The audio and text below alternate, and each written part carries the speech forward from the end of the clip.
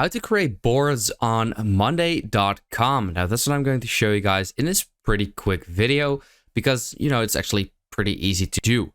Now, all you basically want to do is go to the workspace that where you want to add a board to.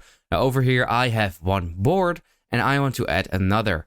So in order to do that, you simply want to click on Add. Now, here you have a couple of different options. You can either immediately click on New Board, or you can click on Choose from Templates.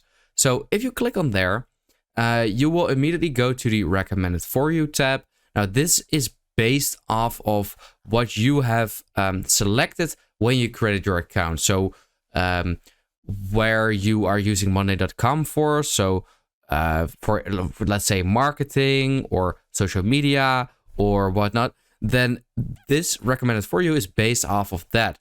But let's say you have selected something where you want to use it for school. Then you also have the Education tab, which has all kinds of different templates and docs, sales, content production. So yeah, this is actually pretty easy to do. So let's say I want to use the social media planner board. I can click on there, and here I can have a better preview as well. I can simply click on Use Template, and then it is now creating and setting it up for me. And once that is done, which shouldn't take that long, I believe, yeah, it's already done, then you can see it over here. So this is the board. It has actually sort of like two boards in it. So yeah, here you have all of this, and of course they already sort of fill everything in by default, but you can obviously change that yourself.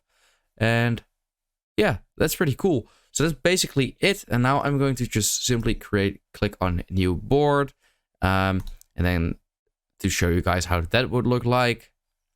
And that looks like this. So that's about it. I hope this quick video helped you out. Let me know in the comments if it did, and I will see you next time. Have a good day.